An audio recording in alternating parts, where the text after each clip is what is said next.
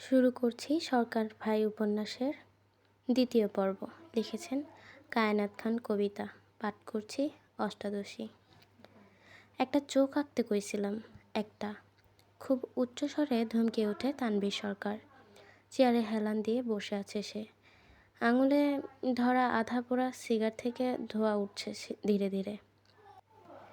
মাটিতে তার সামনে বসে রয়েছে পঞ্চপাণ্ডব। ইচ্ছাকৃতভাবে নয়, বরং তানভীর সরকারের হাতে মার খেয়ে। একজন আরেকজনের সাথে লেগে বসে রয়েছে তারা। মাস্টার নবাব সাহস করে তানভীর সরকারকে ডাকে, বড় ভাই। চুপ কর শালা, অকর্মার ঢেকি। নবাব ডাকতেই তেতে ওঠে তানভীর সরকার। একটা কাজ দিয়েছিলাম তোদের, শুধু একটা কাজ। বর্ণনা অনুযায়ী একটা ছবি এঁকে দেবে, কিন্তু না, সেটাও পারলো না। তার ফলে প্রত্যেকের পেছনে লাঠিচার্জ হয়। তানভীর সরকারের কথার অর্থ বুঝতে না পেরে পাশ থেকে বয়রা বলে ওঠে, কোরমা, আমার থুয়া কোরমা খাইলি কবে তোরা? এত লাথি উষ্টা খাইয়া আমার অবস্থা শেষ, আর তোরা কোরমা খাইলি? বয়রার হাই হুতাশ দেখে তানভীর সরকার সহ বাকিরাও বেশ বিরক্ত হয়। তানভীর সরকার বলেছে অকর্মা, আর সে শুনেছে কোরমা। এই আপদকে নিয়ে আর পারা গেল না। তবু 5 জনের মাথা মিলাইয়া একটা চোখও আঁকতে পারলি না। ভাই, আমরা চেষ্টা করছি, কিন্তু চুপ। ঘরের স্যাঁতস্যাঁতে দেয়ালগুলো যেন সব কথা শুনছে, চুপ করে আছে। মেঝেতে ছড়িয়ে আছে সিগারেটের ছাই, পুরনো দাগ, আর এক ধরনের ভারী গন্ধ, যেটা এই জায়গাটার স্থায়ী বাসিন্দা। ঠিক তখনই দরজায় হালকা শব্দ হয়। একজন লোক ঢুকে মাথা নিচু করে দাঁড়ায়। ভাই, আর্টিস্ট আইছে, আপনার বর্ণনা মতোই আঁকাইছি। তানভীর চোখ তুলে তাকায়, একটু চুপ করে বলে, ভেতরে আন। কিছুক্ষণের মধ্যে এক মাঝবয়সী লোক ভেতরে আসে, হাতে একটা ফোল্ডার। তার চোখে মুখে স্পষ্ট ভয়। কোথায় এসেছে সে সেটা বুঝতে আর বাকি নেই। আঁকছেন? লোকটা দ্রুত মাথা নাড়ে, তারপর কাগজটা এগিয়ে দেয়। তানভীর কাগজটা হাতে নিয়ে কিছুক্ষণ চুপ করে থাকে। ঘরের সবাই নিঃশ্বাস বন্ধ করে তাকিয়ে আছে তার দিকে। ধীরে ধীরে তার ঠোঁটের কোণে একটা ক্ষীণ হাসি ফুটে ওঠে। এইবার ঠিক আছে। গলার স্বর নরম, কিন্তু তাতে এক ধরনের শীতল সন্তুষ্টি। সে কাগজটা মাটিতে বসে থাকা তার লোকদের দিকে ছুঁড়ে দেয়। দেখ। 5 জনেই ঝুঁকে পড়ে। কাগজে আঁকা একটি চোখ, তীক্ষ্ণ, গভীর, যেন কাগজের ভেতর থেকেও তাকিয়ে আছে। এই চোখটা খুঁজে বের করবি। যেই মাইয়ার চোখ, সেই মাইয়াডারে আমার সামনে আনবি। পঞ্চপাণ্ডব একসাথে মাথা নেড়ে সম্মতি জানায়। পুরা শহর ঘুরতে হইলে ঘুরবি, দরকার হলে মানুষ লাগাবি, কিন্তু খুঁজে আনবি। 5 জন একসাথে মাথা নাড়ে। এবার তারা জানে ভুল করার সুযোগ নেই। তানভীর আবার হেলান দিয়ে বসে, সিগারে নতুন করে টান দেয়। ধোয়ার ফাঁকে তার চোখ দুটো আধা বন্ধ হয়ে আসে। মনে হয় সে চোখটা এখনও দেখছে, মনের ভেতর স্মৃতির গভীরে। আর সেই একজোড়া চোখের খোঁজেই শহরের অলিতে গলিতে নেমে পড়বে তার লোকজন। কারণ তানভীর সরকার যখন কিছু চায়, সেটা না পাওয়া পর্যন্ত তার অপেক্ষা শেষ হয় না। সরকার বাড়ি, রক্ত, রাজনীতি, পুরান ঢাকা, সব কিছুই এখন অতীত মাত্র। তাজ সরকার একজন বাবা, এটাই তার পরিচয়। আপনি অতীত ছাড়লেও অতীত তো আপনারে ছাড়ে নাই মিয়া ভাই। রাজনীতির মাঠ, কালো দুনিয়াতে এখনও আপনার নাম জাগ্রত। পাগলা তাজ ইতিহাস থেকে নিজের নাম মুছতে পারে, কিন্তু ইতিহাস তার নাম মুছবে না, এটা অসম্ভব। ছোট ভাই তুষারের মুখে নিজের অতীতের কথা শুনে খানিকটা চুপ হয়ে যায় তাজ সরকার। যেন হঠাৎ করেই সময় থেমে গেছে। চারপাশে মানুষের কোলাহল থাকলেও তার কানে কিছুই ঢুকছে না। তুষারের কথাগুলো বারবার মাথার ভেতর প্রতিধ্বনির মতো বাজতে থাকে। রাজনীতি আমি অনেকদিন আগেই ছাড়ছি। আমার হাতে আর রক্ত নাই। এখন আমি একজন আদর্শবান সন্তানের বাপ। এটাই আমার পরিচয়। কিন্তু সেই সন্তানরা তো কোনোদিন বুকে জড়াইয়া নেন নাই মিয়া ভাই। আমি মানুষ করছি তারে। এখনও কি তারে নিজের। সম্পূর্ণ কথাটি শেষ হওয়ার আগেই তাজউদ্দিন সরকার নিজের হাত উপরে করে তুষার সরকারকে থামিয়ে দেন, যার অর্থ এরপর আর একটি কথাও তিনি শুনতে নারাজ। তাজউদ্দিন সরকার নিজেকে একজন শক্ত, কঠোর ও নিয়ন্ত্রণে থাকা মানুষ হিসেবেই সবসময় গড়ে তুলেছেন। অতীত তাকে শিখিয়েছে কিছু স্মৃতি যত কম নাড়া দেয় ততই ভালো। কারণ সেই স্মৃতিগুলো কেবল মানুষকে দুর্বল করে, ভেতর থেকে ভেঙে দেয়। তার দৃষ্টি তখন স্থির, ঠান্ডা এবং অদ্ভুত রকমের কঠিন, যেন কয়েক সেকেন্ডের মধ্যেই তিনি নিজের ভেতরের সব অনুভূতিকে আবার বন্দি করে ফেলেছেন। যে অতীতের কথা তুষার বলতে শুরু করেছিল, সেটা তাজের জীবনের এমন এক অধ্যায় যেটাকে তিনি বহু বছর আগেই নিজের হৃদয়ের গভীর অন্ধকারে কবর দিয়ে রেখেছেন। আসসালামু আলাইকুম আব্বুজান। পেছন থেকে ছেলের কণ্ঠস্বর কানে ভেসে আসতেই হঠাৎ করে একটু সতর্ক হয়ে যান তাজউদ্দিন সরকার। মুহূর্তের জন্য তার মুখের অভিব্যক্তি বদলে যায়, কারণ তিনি খুব ভালো করেই জানেন তার অতীত যদি কখনো ছেলের সামনে খোলাসা হয়ে যায়, তবে হয়তো সেই সম্মান আর বিশ্বাসটা আর আগের মতো থাকবে না। তাই এক সেকেন্ডের মধ্যেই নিজের ভেতরের অস্থিরতাকে চাপা দিয়ে দেন তিনি। মুখে আবার আগের মতোই স্বাভাবিক স্থির ভাব এনে ধীরে ধীরে পেছনে তাকান। দূরে দাঁড়িয়ে আছে তানভীর সরকার, লম্বা পরিমিত স্বভাবের একটি ছেলে। তার চোখে মুখে এক ধরনের ভদ্রতা আর সংযম স্পষ্ট। তাজউদ্দিন সরকার হাতের হালকা ইশারায় ছেলেকে কাছে ডাকেন। বাবার ডাক শুনে কোনো প্রশ্ন না করেই ধীরে ধীরে সামনে এগিয়ে আসে তানভীর।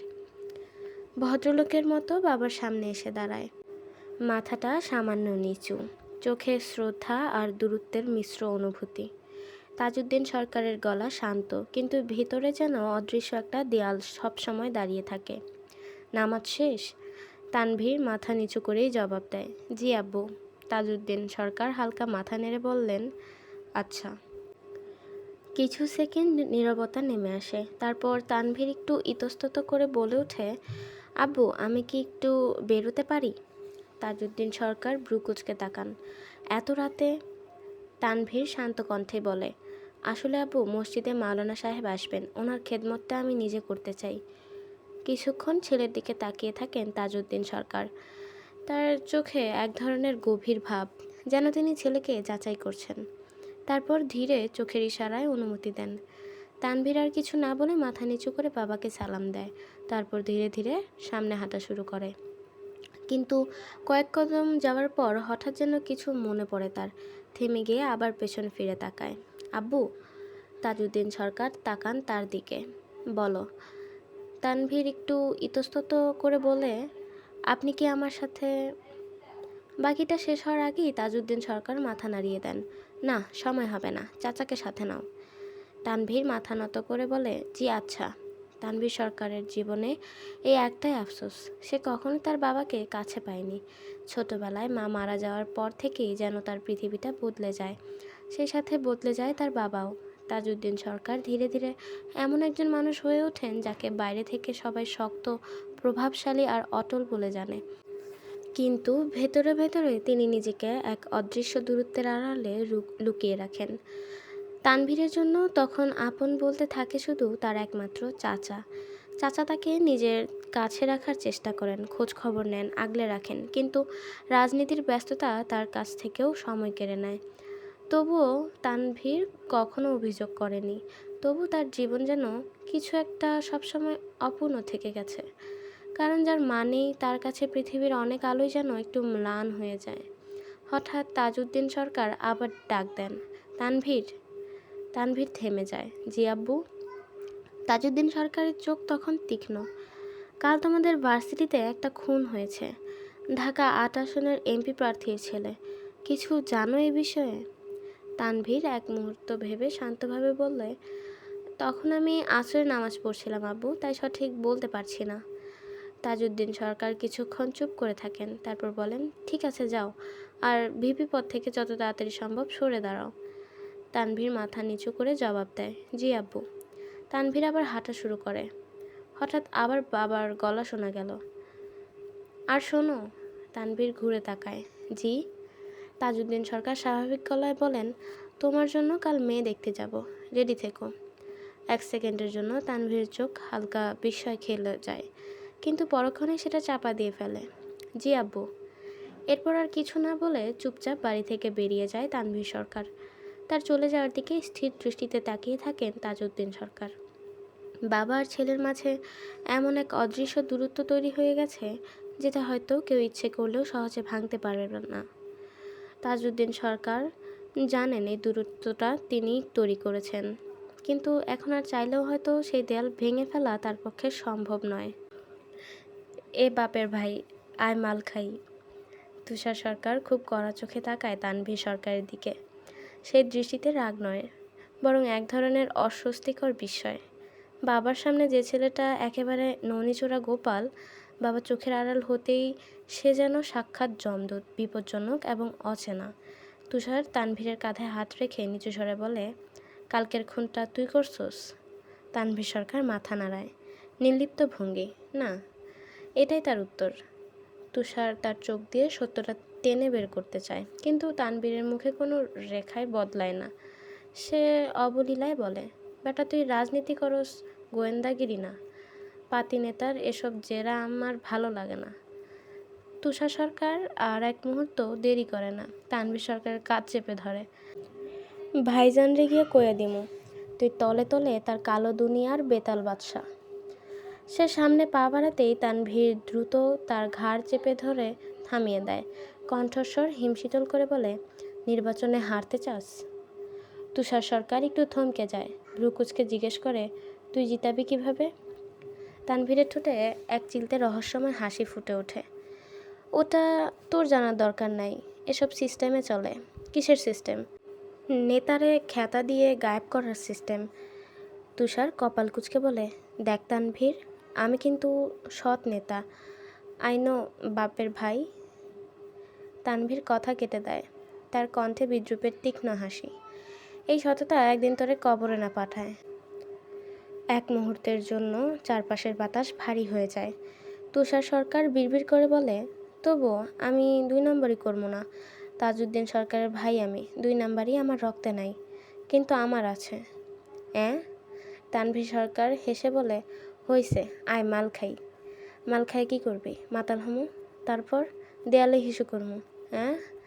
মাতাল হয়ে হিসু করব দেয়ালে, যা হবে দেখা যাবে কাল সকালে। বাবার কাছে মসজিদে যাওয়ার জন্য অনুমতি নিয়ে তানভীর সোজা পা বাড়ায় রাতের নাইট ক্লাবের দিকে। সাথে তার চাচা তুষার। বয়সে 4 বছরের বড় হলেও তাদের সম্পর্কটা বন্ধুর মতো। লম্বা এবং চওড়ায় দুজনেই একই রকম, তাই তানভীর সরকার তাকে চাচা কম, নিজের বন্ধু বেশি মনে করে। তাই সম্মানটা ঠিক তার প্রতি আসে না। তুষার সরকার আজ অবধি তানভীর সরকারের কাছে সম্মান পায়নি, বরং বন্ধুদের সাথে আরেক বন্ধু যা করে ঠিক তাই করে তানভীর সরকার তার চাচার সঙ্গে। তাদের সম্পর্কটা রক্তের থেকেও অদ্ভুত। বন্ধুত্ব, দ্বন্দ্ব আর এক অদৃশ্য টান। পঞ্চপাণ্ডবকে নিয়ে তারা ঢুকে পড়ে এক নাইট ক্লাবে। তুষার সরকার যে দিনের আলোয় সৎ মানুষ, রাতের অন্ধকারে সেই সততার ভার যেন কিছুক্ষণের জন্য নামিয়ে রাখেন, যেন সঙ্গদোষে লোহা ভাসে। এই প্রবাদটাই তার জন্য লেখা। রাত গড়িয়ে যায় মদ, শব্দ আর উন্মত্ততার ভিতর দিয়ে। রাতভর মদ আর শব্দের উন্মত্ততার পর ভোরের আলো ফোটার আগে তারা যখন সরকার বাড়িতে ঢুকে, তখন বুকটা একটু দুরু দুরু। তাজউদ্দিন সরকারের চোখ ফাঁকি দেওয়া অত সহজ নয়। তার উপরে তিনি যদি জানতে পারেন সারা রাত ভর তারা মদ্যপান করেছে, তাহলে আর রক্ষে থাকবে না। তানভীর সরকারের সাথে সাথে তুষার সরকারেরও পিঠের ছাল উঠবে। তাই তারা চোরের মতো করে সরকার বাড়িতে প্রবেশ করতে থাকে।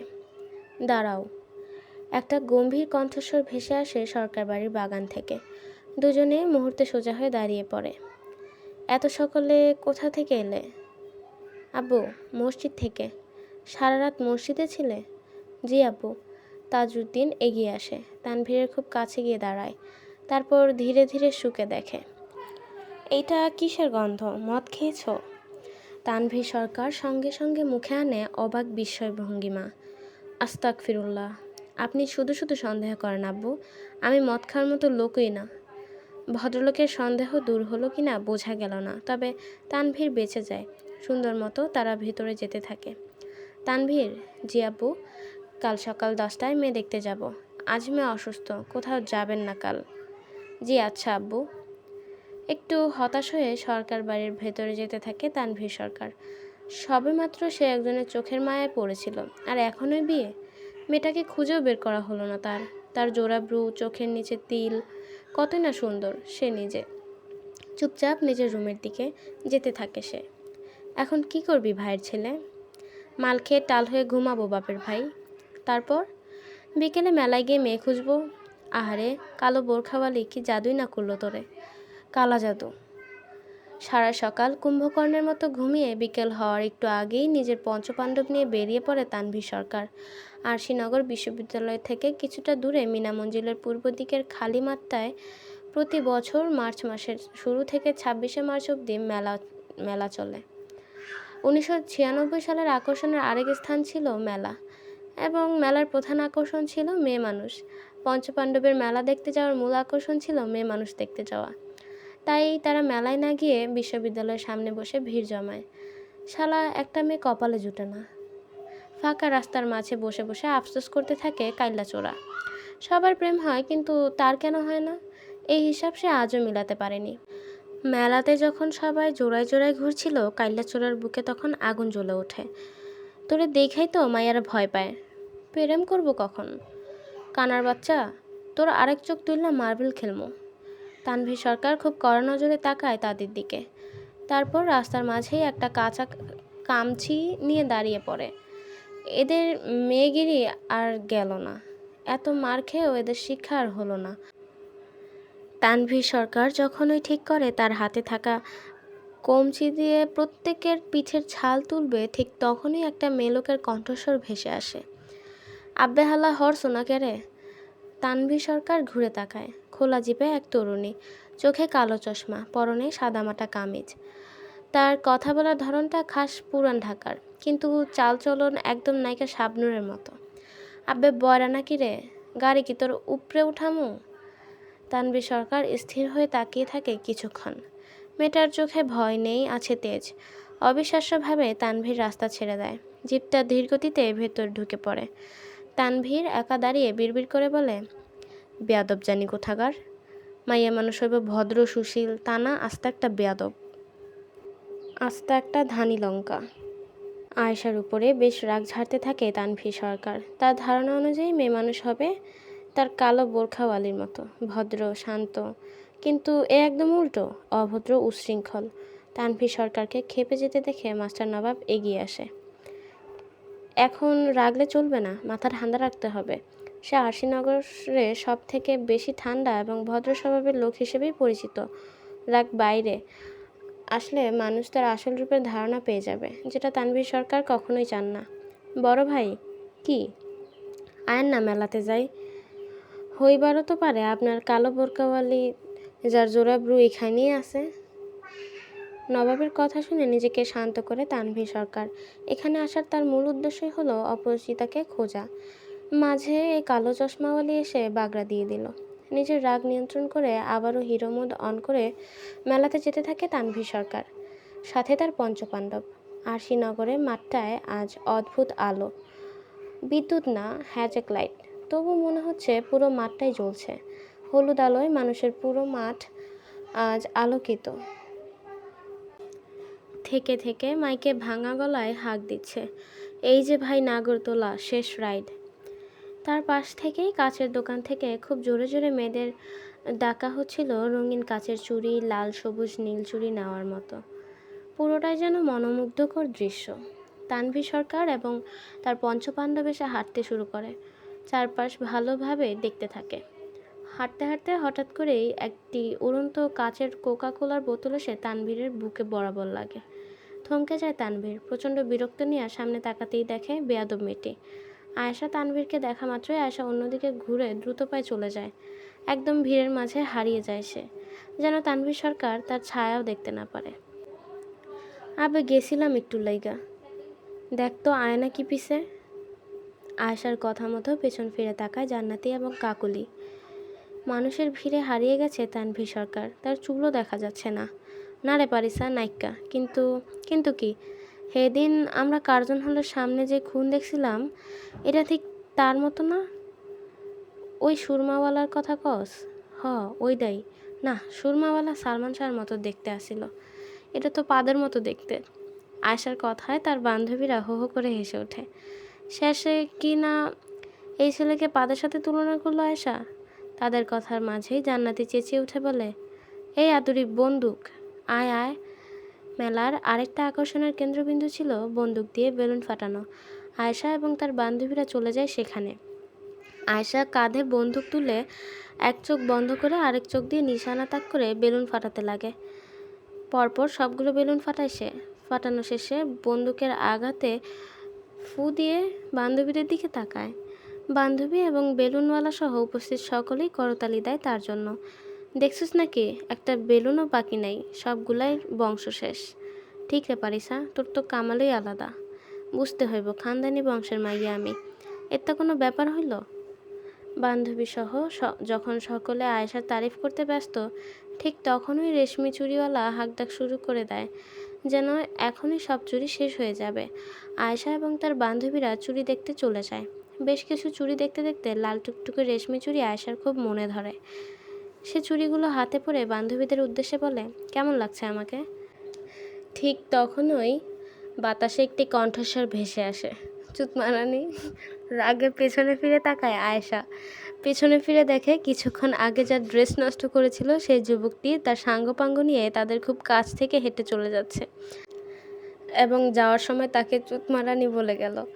রাগে বোম্বাই মরিচের মতো ফুলতে থাকে আয়েশা। বান্ধবীদের উদ্দেশ্যে জিজ্ঞাসা করে, ও কি আমায় গালি দিল মনে হয়? আয়েশা খুব জোরে জোরে নিঃশ্বাস নিতে থাকে। তারপর খুব জোরে বলে ওঠে, জানোয়ার। গালিটা একটু বেশি জোরে হওয়ায় স্পষ্ট শুনতে পায় তানভীর সরকার। থমকে পেছন ফিরে তাকাতেই দেখে বেয়াদব মেয়েটি হাত ভাঁজ করে চোখে চশমা দিয়ে দাঁড়িয়ে রয়েছে, কিন্তু স্পষ্ট নজর তার দিকেই। হনহন করে তানভীর সরকার এসে আয়েশার মুখ বরাবর দাঁড়ায়। তারপর খুব জোরে চর বসিয়ে দেয় আয়েশার গাল বরাবর। চরটি জোরে হওয়ায় আয়েশার চোখে থাকা চশমাটি মাটিতে ছিটকে পড়ে যায়। কিছুক্ষণ পাথরের মূর্তির মতো দাঁড়িয়ে থাকে সে, যেন সে কিছুতেই বিশ্বাস করতে পারছে না সেও চর খেলো তার হাতে। তানভীর সরকার হাতে থাকা মোটা গোল্ডেন ব্রেসলেট ঠিক করতে করতে আয়েশাকে উদ্দেশ্য করে বলে, মায়া মানুষের তেজ থাকা ভালো, কিন্তু অতিরিক্ত তেজ থাকা ভালো না। কথাগুলো বলেই সামনে পা বাড়ায় তানভীর সরকার। সামনে এক কদম ফেলতেই হাতে টান অনুভব করে সে। পেছনে ফিরে তাকাতেই ঝড়ের গতিতে তার গালে চর এসে পড়ে। দু কদম পিছিয়ে যায় তানভীর সরকার। গালে হাত দিয়ে আয়েশার দিকে তাকাতেই আয়েশা বলে ওঠে, হালাল খায়া বড় হয়েছি তো, তাই তেজ একটু বেশি, পরের বার হাত কাটটা অন্য হাতে ধরাই দিব। তানভীর সরকার এবং আয়েশা একজন আরেকজনকে দেখে প্রচণ্ড রকমের ফুলতে থাকে, যেন কয়েক মুহূর্তের ব্যবধানে এখানে দুটো লাশ পাওয়া যাবে। রাগের অন্তিম সীমানায় যখন তারা চলে যায় একজন আরেকজনের উপর অ্যাটাক করবে বলে, ঠিক তখনই তাদের দুজনকে সামলে নেয় দুই পক্ষের লোকরা।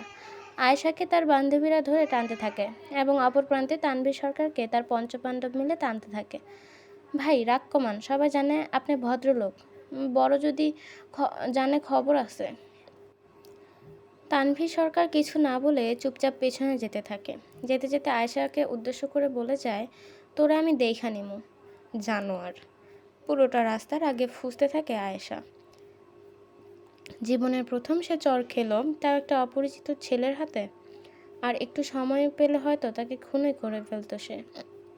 আয়েশাকে এত রেগে যেতে দেখে তাকে শান্ত করার সর্বোচ্চ চেষ্টা চালিয়ে যায় জান্নাতি এবং কাকলি, কিন্তু তার রাগ যেন কিছুতেই কমছে না, বরং সময় যত যাচ্ছে তার রাগের পারদও বাড়ছে। হাঁটতে হাঁটতে আয়েশার চোখে বিদ্যালয়ের মেন গেটে কয়েকটা বাইক রাখা, একদম তার খোলা জিপের নিকটে। কোন ফকিন্নির পুত এখানে হুন্ডা রাখছে রে? ওইটা তো ওই পাদের হুন্ডা রে। পাদের নাম শুনতেই আয়েশার মুখে এক শয়তানি হাসি ফুটে ওঠে। সে সুন্দর মতো জিপের কাছে চলে যায়। তারপর ব্যাগ থেকে হিজাব বের করে তাতে লেগে থাকা সেফটি পিন খুলে ফেলে। এইবার বুঝবি গরু চোর, কত ধানে কত চাল হয়। আয়েশা সেফটি পিনটি নিয়ে সোজা তানভীর সরকারের বাইকের কাছে চলে যায়। তারপর সামনের টায়ারে সুন্দর মতো পাংচার করে ফেলে। পরপর 4টা বাইকের টায়ার পাংচার করে ফেলে সে। এই আদুরি আইতাছে, জান্নাতি খুব জোরে চেঁচিয়ে ওঠে। তার চেঁচিয়ে ওঠা দেখে আয়েশা সতর্ক হয়ে যায় এবং তড়িঘড়ি করে ছুটে চলে যেতে থাকে। আয়েশাকে ছুটে চলে যেতে তানভীর সরকারও দেখে। তাকে দেখা মাত্র তানভীর সরকারের মুখে একটা কথাই বের হয়, বেয়াদব। আয়েশাকে ছুটে পালাতে দেখে তাকে বেয়াদব উপাধি দেয় তানভীর সরকার, কারণ তার কাছে মেয়েদের একটা আলাদা সংজ্ঞা রয়েছে, শান্ত, সংযত, নম্র, যারা চোখ তুলে কথা বলে না, প্রয়োজনের বেশি শব্দ করে না। তার ভাবনায় মেয়ে মানুষ ছিল সাজানো এক ধরনের নীরব সৌন্দর্য, কিন্তু আয়েশা, সে ছিল সম্পূর্ণ উল্টো, ঝড়ের মতো অস্থির, আগুনের মতো তেজি, আর নিজের মতো করে বাঁচতে জানে এমন একজন মেয়ে মানুষ। কোনো নিয়ম মানার প্রয়োজন সে অনুভব করে না, কারো চোখের ভয়ও না। এই প্রথম তানভীর এমন কাউকে দেখলো যে তার উপস্থিতিকে তোয়াক্কা করলো না, বরং চ্যালেঞ্জ ছুড়ে দিয়ে চলে গেল। আয়েশাকে যত দেখে তার চোয়াল তত বেশি শক্ত হয়ে ওঠে, যেন এই মেয়েটা তার জাতশত্রু, যাকে দুদণ্ড সহ্য হয় না তার। বিদ্যালয়ের ভিতরে মেলার মেলার আলো তখন ধীরে ধীরে আরও গাঢ় হয়ে উঠতে থাকে। রঙিন বাতির ঝলকানি যেন আকাশের তারা নামিয়ে এনেছে মাটিতে। নাগরদোলার চাকা ঘুরতে থাকে একটানা, তার সাথে ভেসে আসতে থাকে শিশুদের উচ্ছ্বাস আর অচেনা হাসির ঢেউ। ভাজা খাবারের গন্ধে ভারী হয়ে উঠতে থাকে বাতাস। আর সেই ভিড়ের মাঝেই নিজের মতো করে পথ করে এগিয়ে নিজের বাইকের কাছে যেতে থাকে তানভীর সরকার। তার হাঁটার ভঙ্গিতে ছিল এক ধরনের স্থিরতা, যেন চারপাশের কোলাহল তাকে স্পর্শই করতে পারছে না। বারবার মনে পড়ছে থাপ্পড় খাওয়ার কথা। যেখানে পুরো কালো দুনিয়া চলে তার কথায়, সেখানে সে চর খেলো। রাগে চল শক্ত করে হাঁটতে থাকে তানভীর সরকার। পার্কিংয়ের কাছে এসে তার পা যেন হঠাৎ থমকে দাঁড়ায়। দূর থেকে তার বাইকটা চোখে পড়ে, তবে সেটা আর আগের মতো মাথা উঁচু করে দাঁড়িয়ে নেই, কেমন যেন কাত হয়ে রয়েছে। দুটো জিনিস তানভীর সরকারের একেবারেই অপছন্দ। এক, তার আব্বাজানের অপমান। দুই, তার শখের হুন্ডাকে দ্বিতীয় কোনো ব্যক্তি স্পর্শ করা। এমনকি বাইকের কোনো কিছু পরিবর্তন করতে হলেও তিনি নিজে দাঁড়িয়ে থেকে করিয়ে আনেন। এতটাই শখের হুন্ডা এটি তানভীর সরকারের। কিন্তু আজ তার শখের জিনিস কিছুটা অবহেলিত অবস্থায় দেখে মেজাজ মোটামুটি বিগড়ে যায় তার। একে তো সে বেয়াদব মেয়েটি, তার উপরে বাইক। তানভীর সরকার ধীরে ধীরে এগিয়ে যেতে থাকে তার বাইকের কাছে। বাইকের সামনে গিয়ে ভালোভাবে লক্ষ্য করে বুঝতে পারে দুটো টায়ারই বসে গেছে। মুহূর্তের মধ্যে তার চোয়াল শক্ত হয়ে ওঠে, নাকের পাশের শিরা ফুলে ওঠে রাগে। ধীরে ধীরে চশমাটা খুলে ফেলে সে। বড় ভাই, নবাবের ডাকে তার দিকে ফিরে তাকায় তানভীর সরকার। নবাব জোর গলায় চেঁচিয়ে চেঁচিয়ে বলে, আমাকে সব কয়টা হুন্ডার টায়ার পাংচার করা বড় ভাই। নবাবের কথা শুনে তানভীর সরকার নিচু হয়ে সব কয়টা হুন্ডা টায়ার দেখতে থাকে। এভাবে সবগুলো হুন্ডা টায়ার একবার শেষ? এটা কি আদৌ সম্ভব? অবশ্যই এটা কারো ইচ্ছাকৃত কাজ। তা না হলে কেন এভাবে হুট করে সবগুলো টায়ারের হাওয়া ফুস হয়ে যাবে? তানভীর সরকারের প্রশ্নের উত্তর খুঁজতে গিয়ে তার পঞ্চপাণ্ডব একে অন্যের মুখের দিকে তাকাতে থাকে। সকলে তো এই অবধি একই সঙ্গে ছিল, তাহলে কার কাজ এটি? উত্তর খুঁজতে গিয়ে নবাবের মনে পড়ে সেই বেয়াদব মেয়েটির কথা।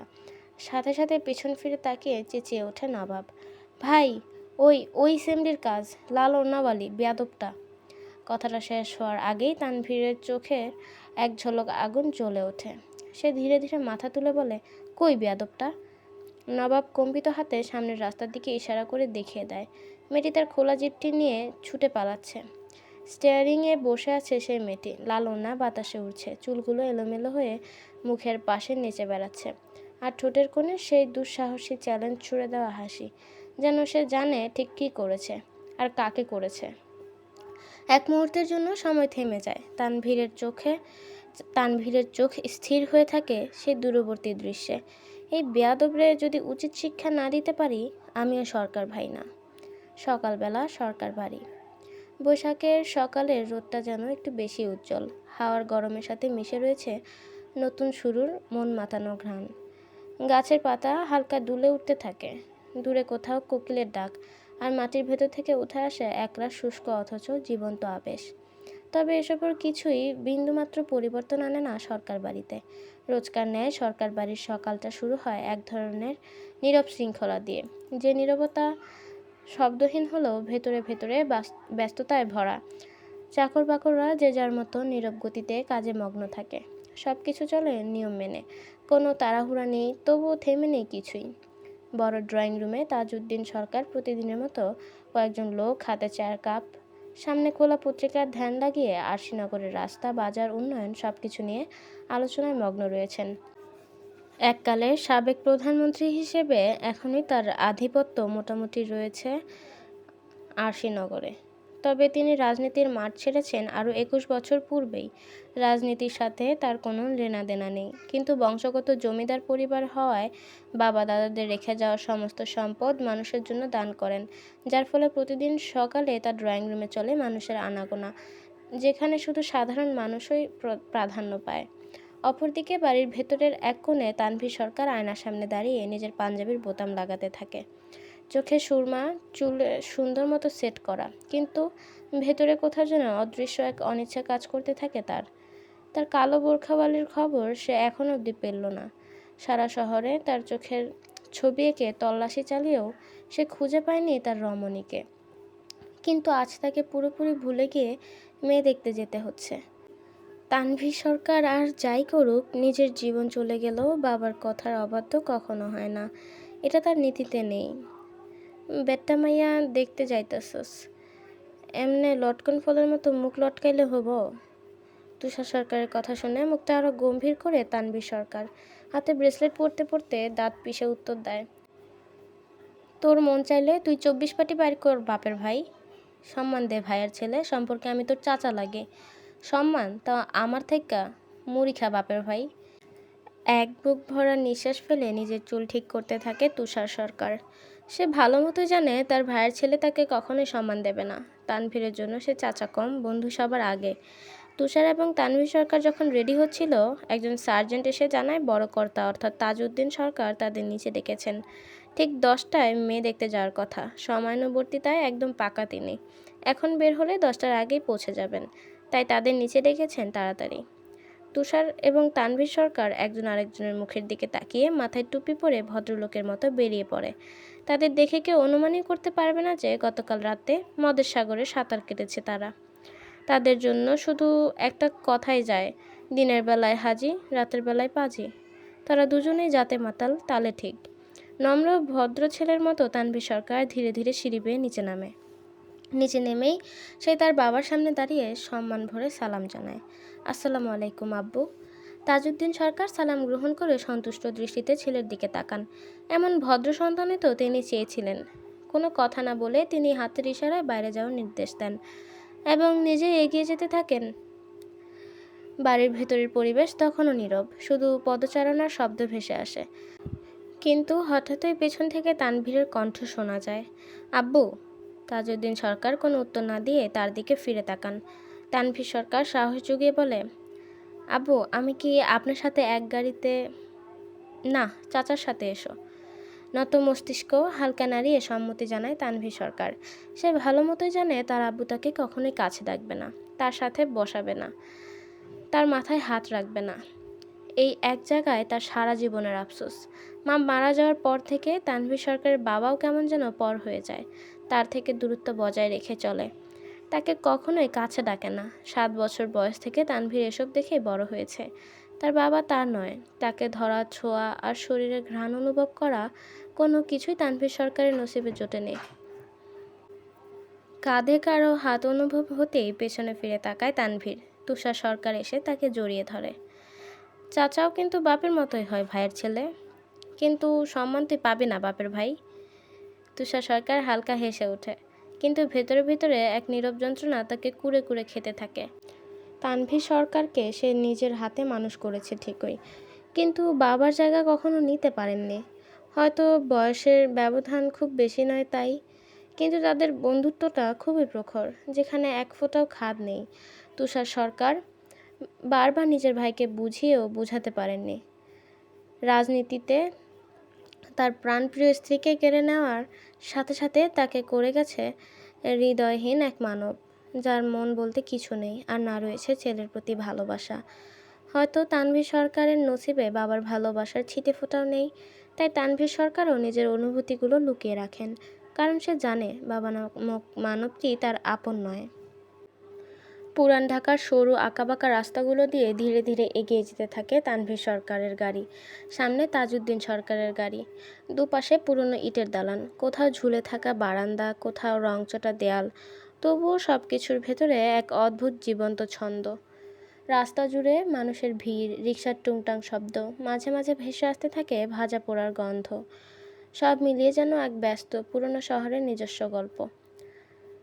গাড়ির কাচের ভেতর থেকে তানভীর স্থির চোখে সব কিছু দেখতে থাকে। পাশ থেকে তুষার সরকার বলে ওঠে, মেয়ে দেখার জন্য এত উতলা ভাইয়ের ছেলে? তুষার সরকারের কথা শুনতেই কিছু কড়া নজরে তাকালো তানভীর সরকার তার দিকে। দাঁতের দাঁত চেপে বলে, পুরান ঢাকার রাস্তার মাঝে গলা কাটা অবস্থায় পড়ে থাকতে কেমন লাগবো বাপের ভাই? আহ, চেতস কেন? মাইয়া দেখতে গেলেই কি বিয়া হয় নাকি? তানভীর সরকার আবারও বাইরের দিকে ধ্যান লাগায়, যেন চোখ তার কিছু একটা খুঁজে চলেছে। ঠিক তখনই গাড়িটা ধীরে ধীরে এসে থামে পুরান ঢাকার এক পুরনো দালানের সামনে। লোহার গেটটা আধ খোলা, রং উঠে গেছে, তবুও ভেতরে একটা গাম্ভীর্য লুকিয়ে রয়েছে। গাড়ি থেকে নেমে চারপাশে একবার চোখ বুলায় তানভীর। সংকীর্ণ গলি, উঁচু বারান্দা আর জানালার ফাঁক দিয়ে উঁকি মারা কৌতূহলী চোখ। তানভীর সরকার বুঝতে পারে না তার বাবা সব থুয়ে এখানে কেন বিয়ে ঠিক করতে চাচ্ছে। এদিক ওদিক তাকাতেই দেখে ভেতর থেকে একজন বয়স্ক মহিলা বেরিয়ে আসে, যাকে দেখার সাথে সাথে তাজউদ্দিন সরকার পায়ে হাত দিয়ে সালাম করে। তানভীর সরকার ভ্রু কুঁচকে তাকায়, কারণ পায়ে হাত দিয়ে সালাম করে তো তার বাবা পছন্দ করে না, তাহলে তিনি কেন করছেন? বয়স্ক মহিলাটি কিছু না বলে মাথায় শুধু হাত বুলিয়ে দেয়, চোখে তার অশ্রু জমা। তাজউদ্দিন সরকার দাঁড়িয়ে তাকে জড়িয়ে ধরে। তানভীর সরকার কিছুই বুঝে উঠতে পারে না। মহিলাটি তার বাবার সাথে পরিচিত, এটাতে সে শতভাগ নিশ্চিত, কিন্তু তাদের কথা সে কেন জানে না। তাজউদ্দিন সরকার এগিয়ে যান বাড়ির ভেতরে। তার পেছনে নীরব পদক্ষেপে হাঁটতে থাকে তুষার এবং তানভীর। পিছনে আরও কিছু লোক, যাদের হাতে মিষ্টি, আরও অনেক কিছু। গেট পেরিয়ে ভেতরে ঢুকতেই শীতল এক ছায়া ঘিরে পড়ে। পুরনো বাড়ির ভেতরে সে চিরচেনা ঠান্ডা গন্ধ, যেখানে ইতিহাস আর বর্তমান পাশাপাশি বসবাস করে। কিন্তু তানভীর সরকারের তখন মন এক জায়গাতেই আটকে থাকে। তার বাবা এদের কিভাবে চেনেন? আর এখানে তিনি সালাম করলেন, কিন্তু ডাকলেন না। এটা কেমন কথা? হলরুমে ঢুকতেই তাদের বসার ব্যবস্থা করা হলো। ভারী সোফা, মাঝখানে কাঠের টেবিল, চারপাশে এক ধরনের আনুষ্ঠানিক নীরবতা। তবে ঘরটি মোটামুটি ছোটই। সচরাচর এসব অনুষ্ঠান বাড়ির উঠোনেই করা হয়, কিন্তু আজ ভেতরে করা হচ্ছে। তাজউদ্দিন সরকার স্থির ভঙ্গিতে বসেন, তানভীর তার পাশে, সংযত নীরব চোখে অদৃশ্য পর্যবেক্ষণ করতে থাকে। কিছুক্ষণ পরপর তুষার হাত দিয়ে ইশারা করে তার মুখের নকশা পরিবর্তন করে একটু হাসি টেনে আনতে বলে, কারণ মুখের যেই নকশা তানভীর সরকার করে রেখেছে, যে কেউ বলে দেবে তাকে জোর করা হয়েছে মেয়ে দেখার জন্য। তার উপরে কেউ তাদের খোঁজ নিচ্ছে না, সবাই নিচ্ছে তাজউদ্দিন সরকারের খোঁজ। আরও বিরক্তিকর ব্যাপার, কিছুক্ষণ কুশল বিনিময় এভাবেই চলতে থাকে। হালকা হাসি, ভদ্র কথাবার্তা, চায়ের কাপে চুমুকের শব্দে ভরে ওঠে পরিবেশ। তারপর একসময় তাজউদ্দিন সরকার গলা পরিষ্কার করে বলেন, আয়েশা আমাকে নিয়ে আসুন। কথাটা বলার সাথে সাথে ঘরের ভেতর এক ধরনের অপেক্ষার চাপা স্রোত বয়ে যায়, যেন পরবর্তী মুহূর্তটাই এখানে বসার আসল কারণ। কিছুক্ষণ পর ধীরে মেয়েটিকে নিয়ে আসা হয়। ঘরটা হঠাৎই একটু গম্ভীর হয়ে ওঠে। তানভীর সরকার তখনও নিচের দিকে তাকিয়ে নিজের ভেতরের অস্থিরতাটা আড়াল করে রাখে। তুষার সরকার হালকা ইশারায় তাকে তাকাতে বলে। একটা দীর্ঘ নিঃশ্বাস ফেলে তানভীর সামনে তাকায়, দেখে মেয়েটা বসে আছে, কিন্তু বিশাল ঘোমটার আড়ালে পুরো মুখ ঢাকা, চোখও ঠিকমতো দেখা যায় না, শুধু নীরব উপস্থিতি। তানভীরের ভ্রু কুঁচকে যায়। এভাবে কি মেয়ে দেখা সম্ভব? সে তো ঘুমটা ছাড়া কিছুই দেখছে না। তবুও সে কিছু বলে না, চুপচাপ বসে থাকে। কিছুক্ষণ পর বাড়ির বড়রা সিদ্ধান্ত নেয় দুজনকে আলাদা করে কথা বলার সুযোগ দেওয়া হবে। বাবার চোখের ইশারা বুঝে তানভীর উঠোনে গিয়ে দাঁড়ায়, মেয়েটাও তার পিছু নেয়। চারপাশে লুকোনো কৌতূহলী চোখ, প্রাইভেসি যেন শুধুই নামমাত্র। তানভীর গলা পরিষ্কার করে, শুনুন। ঠিক তখনই মেয়েটাও বলে, শুনুন।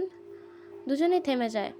তারপর একজন আরেকজনের দিকে তাকাতেই একসাথে বলে ওঠে, তুই?